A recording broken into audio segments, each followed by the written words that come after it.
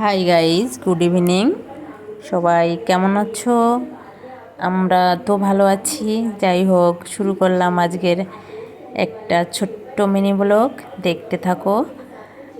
এই ঘরটা আমি এই বছরখানিক হলো এই ঘরে আমি এসেছি। আগে সাইডে একটা ঘর আছে, সেই ঘরটায় থাকতাম। এটা নতুন করা হয়েছে, এখনও ঘরের কাজটা কমপ্লিট হয়নি। যেমন সিঁড়িতে রেলিং দেওয়া, উপরে ছাদে রেলিং দেওয়া, তারপরে ঠিক করে কালারও করা হয়নি। দরজা জানলাগুলো এখনও পালিশ করা, রং করা, গ্রিলে রং করা কিছুই হয়নি। অনেকটা কাজ এখনও বাকি।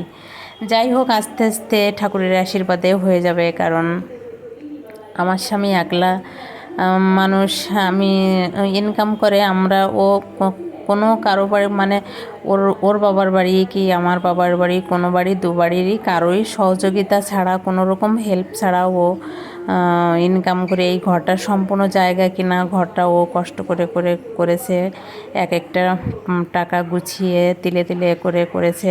সাইডে আমার আরেকটা ঘর আছে, সেই ঘরটায় আমি আগে থাকতাম, পরে এটা করা হয়েছে। সেই ঘরটায় কি না, ওই ঘরটায় একটা রুম ছিল, অসুবিধা হতো, মেয়েরা বড় হয়েছে, তাই পরে আবার এই রুমটা করা। অনেক কষ্ট করে আমাদের ছেড়ে বাইরে থাকে, আমাদেরও কষ্ট হয়। যাই হোক, টাকা একটু একটু করে গুছিয়ে আস্তে আস্তে করছে। তার সঙ্গে মেয়েরা পড়াশোনা করছে, চারিদিকে সামলাচ্ছে।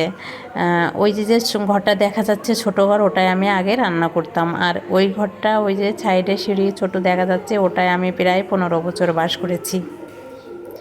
যাই, আমার বাড়িটা আমার খুব ভালো লাগে। আমার বাড়িটা আমাকে যে ঘর করে দিয়েছে আমার মেয়ের বাবা, সেটা আমার খুব পছন্দ এবং আমার খুব ভালো লাগে আমার এখানে থাকতে আর কি। আমার ঘরটাও যেমনই হোক আমার কাছে খুব ভালো লাগে।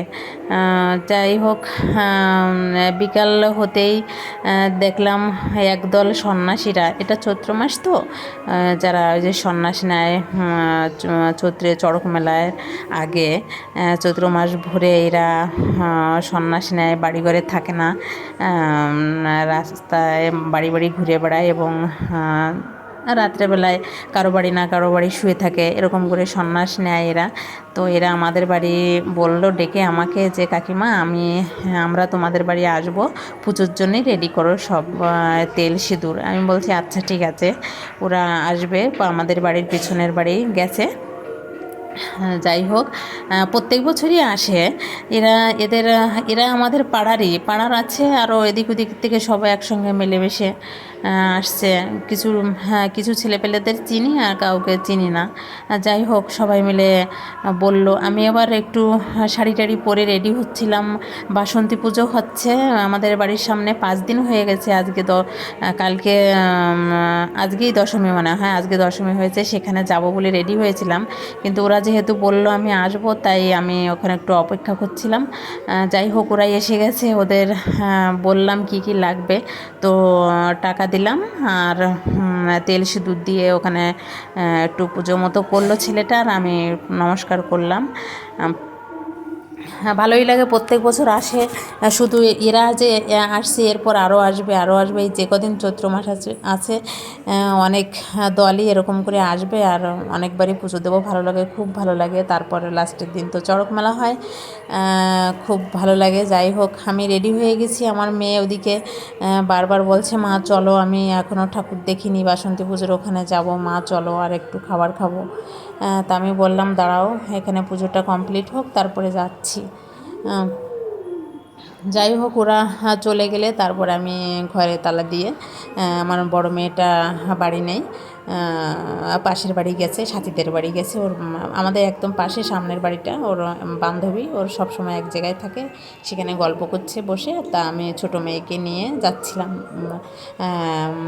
বাসন্তী পুজোর ওখানে মা দুর্গাকে দেখার জন্য, প্রতিমা দর্শনের জন্য। রাত হয়ে গেছে তো, তাই লাইটগুলো দেখা যাচ্ছে ভালো, ছবিতে আসছে না, ক্যামেরাটা ধরছি ভালো বোঝা যাচ্ছে না। বেশি দূরে না, একদম কাছেই, কয়েকটা বাড়ি পরেই পুজো হচ্ছে। মাইকের আওয়াজটা সবসময় আমাদের বাড়ির থেকে শোনা যায়। যাব করে 4-5 দিন হয়ে গেল, যাওয়াই হয় না কাজের ব্যস্ততায়। তারপরে স্কুল থাকে, টিউশন থাকে, বড় মেয়ের থাকে ওরও টেনশন থাকে, তাই তাদের ঝামেলায় যাওয়াই হয়নি। আগে তো কয়েক বছর পুজো করেছি, এখন পুজো অষ্টমীর দিনও যে গিয়ে অঞ্জলি দিছি, এবার আর যাওয়া হয়নি। যাই হোক, আমার সঙ্গে সঙ্গে তোমরাও মা দুর্গাকে দর্শন করো, নমস্কার করো, মা দুর্গা যেন সবাইকে ভালো রাখে। তারপরে ওখানে সাইডে উঠছিল ফুচকা আর হচ্ছে ঘটি গরম। তা মেয়ে বললো একটু মা ঘটি গরম কিনে নাও, তাই কিনে নিয়ে এসলাম। ও বাড়ি বসে